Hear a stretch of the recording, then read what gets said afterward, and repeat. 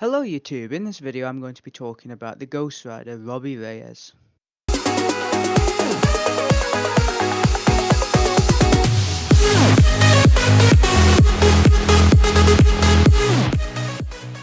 The Ghost Rider is my personal third favourite comic book character of all time, and is definitely one of the most badass characters to appear on a page or even a screen. The hellfire, the jacket, the fiery skull, his dialogue, it all comes together to create this fantastically awesome image, which is the Ghost Rider. So in Marvel's publication history of the Ghost Rider, there have been two main riders.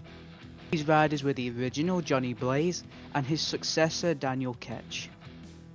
However, there was a new Ghost Rider introduced not too long ago. This new rider went by the name of Robbie Reyes.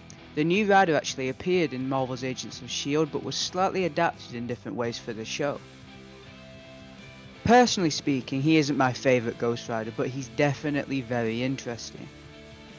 Robbie has a new vehicle, a different origin story, and one very unique aspect I don't want to spoil just yet. Now I just want to say before I get into this that I am talking about the comic origins of the character, not the show origins. Robbie is an 18-year-old whose primary focus is looking after his disabled brother Gabe. Alongside looking after his brother, he manages to juggle homework, school, and a part-time job at a repair shop. That isn't all Robbie does, however. On the side, Robbie takes part in a little street racing.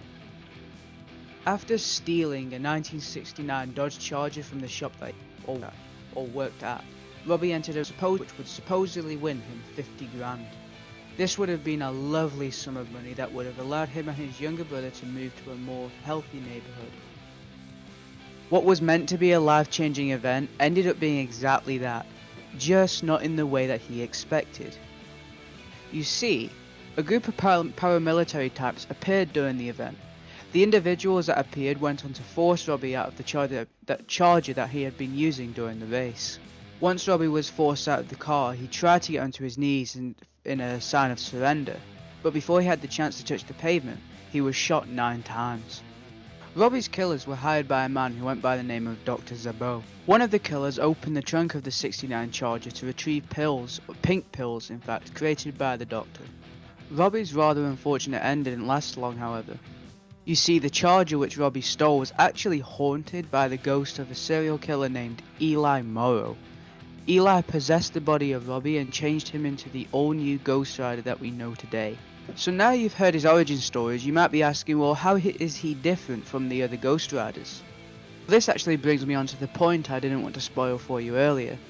Robbie isn't actually a true rider. Now you might be asking, how? He's got the flaming skull, right? Well, you'd be surprised. You see, like I mentioned, Robbie is actually possessed by Eli Morrow, not Zarathos, the spirit of vengeance, like the other riders are. Because Robbie isn't possessed by the spirit of vengeance, Robbie doesn't seek to punish the wicked. He actually punishes anybody. He will just kill innocent people. That means he's not exactly a Ghost Rider, as Ghost Riders are usually seen as like the devil's bounty hunters, as they're usually sometimes called. Even though Robbie doesn't actually possess a spirit of vengeance and that he doesn't punish the wicked, he does actually share some of the abilities of the other riders. For example, he still has penance stairs, the whip, the hellfire, and the vehicle like I mentioned earlier. Mentioning his vehicle brings me on to another point. He actually uses a car instead of a bike. The car he uses is the 1969 Dodge Charger that is possessed by Eli Morrow, and the car that basically began his career as Ghost Rider. Really, that's the most major change to the character, is the vehicle, because usually when you think of Ghost Rider you think of the bike rather than a car. But personally, I like the touch of adding the car to the Ghost Rider's character. It's cool, and the vehicle is still steeped in hellfire, which is really one of the trademarks of the Ghost Rider character. As I briefly mentioned earlier, this Ghost Rider doesn't specifically punish the wicked, and will go after innocents as well as the guilty. Basically, the Robbie Reyes Ghost Rider is the Punisher minus the morals. It also seems like Robbie himself doesn't have a say in what Eli does. You see, during the run of Johnny Blaze, Johnny was always slightly in control of Zarathos and was always holding back in some way.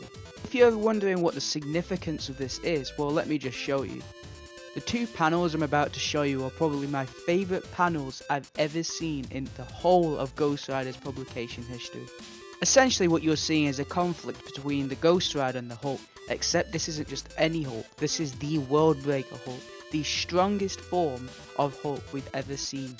What seemed like a moment where the Ghost Rider was actually defeated turned into something totally different, and honestly it gets my heart racing every time I see it. Basically during the conflict, Johnny lets the Ghost Rider take full control, and once he does, we basically just have this huge explosion, and Ghost Rider is automatically the most powerful he has ever been. Honestly, this isn't even the best part of Johnny Blaze letting the Ghost Rider take over. The best part for me is the speech or the information that Doctor Strange gives us on the character once the Johnny Blaze power or once the Zarathos character takes over. Basically this conversation occurs as the fight is going on as well, and we basically see Doctor Strange talking to Reed Richards, you know, Mr. Fantastic from the Fantastic Four, and he's telling Reed how powerful the Ghost Rider is, and he's going on and saying that he's basically got powers that are godlike, and there's always the safety because whoever created the Ghost Rider power knew that the Ghost Rider needs a safety switch, something to stop the Ghost Rider from taking over and just basically creating this explosion every time. In other words, Johnny Blaze is the safety. A human host stops the Ghost Rider from completely taking over and causing this to happen. Honestly, every time I see this conversation, it just makes me proud. It makes me proud of my boy. Honestly, when I saw this, I just burst out laughing. Every time I see this, I still burst out laughing just because of how Stephen Strange just shits the bed once he realizes what's going on. Once he realizes that Johnny Blaze has let go and he's let Zarathos take over, he's just like, Reed, we need to fucking do something. You know, I love this part. It's just so great.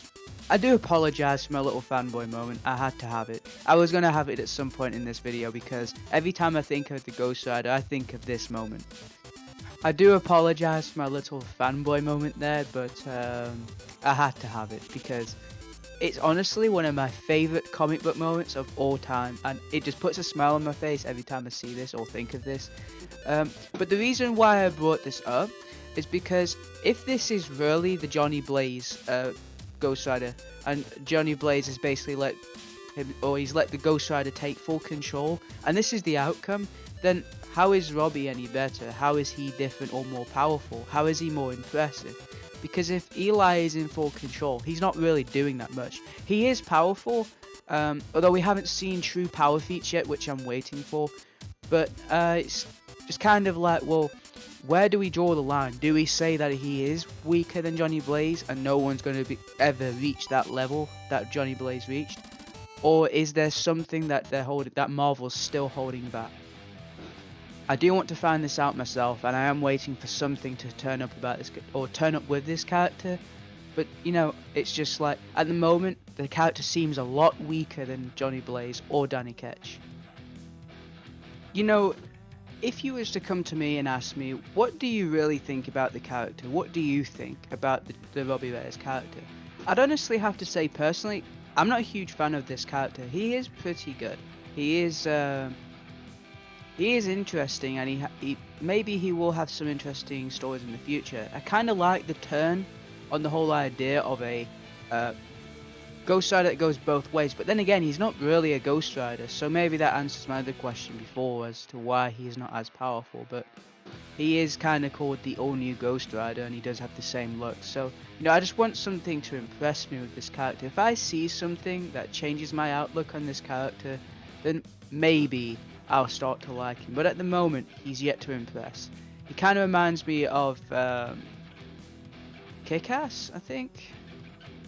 So I didn't like Kick-Ass originally, but he ended up, you know, having some good stories, and I liked Kick-Ass the character. I mean, I know that's a huge gap, and Kick-Ass and Ghost Rider are two different characters, but I'm just saying another character I didn't like at first, but now I do like him. Ghost Rider, on the other hand, more closer to my heart. Am I going to start liking him anytime soon? Probably not, but I do want to see how it turns out. Really, what I would love more is for the Johnny Blaze Ghost Rider to come back. That would be so much better, but I don't know. But anyway, thank you so very much for watching. I really hope you enjoyed this video and that you maybe you shared the same amount of joy from that I did when I was talking about the Johnny Blaze Ghost Rider moment.